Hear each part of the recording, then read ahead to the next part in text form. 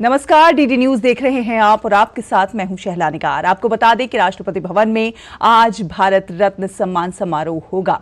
राष्ट्रपति द्रौपदी मुर्मू देश की 5 महान हस्तियों को देश के सर्वोच्च सम्मान से सम्मानित करेंगी। पूर्व उप प्रधानमंत्री लालकृष्ण आडवाणी को छोड़कर अन्य 4 विभूतियों पूर्व प्रधानमंत्री चौधरी चरण सिंह और नरसिम्हा राव, पूर्व मुख्यमंत्री कर्पूरी ठाकुर और कृषि वैज्ञानिक डॉक्टर MS स्वामीनाथन को मरणोपरांत सम्मान से नवाजा जाएगा। बात करें लालकृष्ण आडवाणी की तो 1980 में जब VHP ने अयोध्या में राम जन्मभूमि के स्थान पर मंदिर निर्माण के लिए आंदोलन की शुरुआत की थी, तो लालकृष्ण आडवाणी के नेतृत्व में BJP राम मंदिर आंदोलन का चेहरा बन गई थी।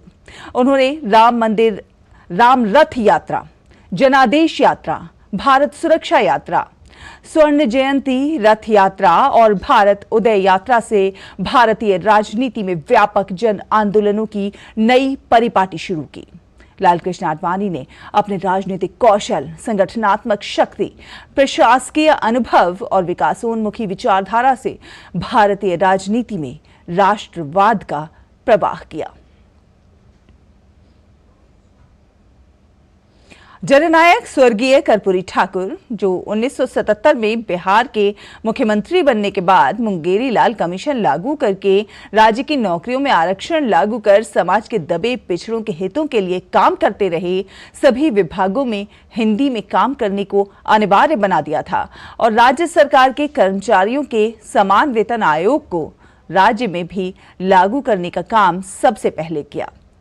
राजनीति में बड़े पदों पर लंबे समय तक रहने के बावजूद जब उनका निधन हुआ तो अपने परिवार को विरासत में देने के लिए उनके पास एक मकान तक उनके नाम पर नहीं था। पेशे से कृषि विशेषज्ञ और वकील पूर्व प्रधानमंत्री नरसिम्हा राव जब राजनीति में आए तो कुछ महत्वपूर्ण विभागों का कार्यभार संभाला। 21 जून 1991 को देश के प्रधानमंत्री बने तो उस वक्त भारत का विदेशी मुद्रा भंडार काफी नीचे था। 24 जुलाई 1991 को नरसिम्हा राव की सरकार के पहले बजट में तत्कालीन वित्त मंत्री मनमोहन सिंह ने तथाकथित लाइसेंस परमिट राज के अंत का ऐलान किया और भारत में एक नई खुली हुई अर्थव्यवस्था की नींव रखी थी। पूर्व प्रधानमंत्री चौधरी चरण सिंह के ज्यादातर फैसलों में किसान शामिल होते थे और उन्हें ये पता था कि भारत में किसानों की तरक्की के बिना देश की असली तरक्की मुमकिन ही नहीं। स्वतंत्रता संग्राम में बढ़ चढ़कर हिस्सा लेने वाले चौधरी चरण सिंह ने उत्तर प्रदेश भूमि संरक्षण कानून पारित कराया। केंद्र सरकार में गृह मंत्री बने तो मंडल और अल्पसंख्यक आयोग की स्थापना की। राष्ट्रीय कृषि और ग्रामीण विकास बैंक की स्थापना की। वहीं 28 जुलाई 1979 को चौधरी चरण सिंह ने देश के 5वें प्रधानमंत्री के रूप में शपथ ली।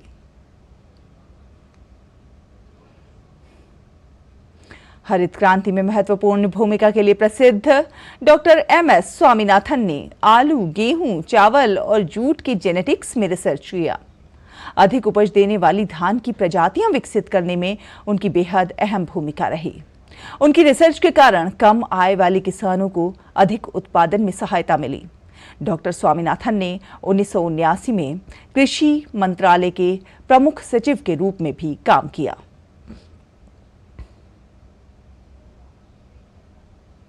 और अब बात करेंगे 24 की चुनौती की।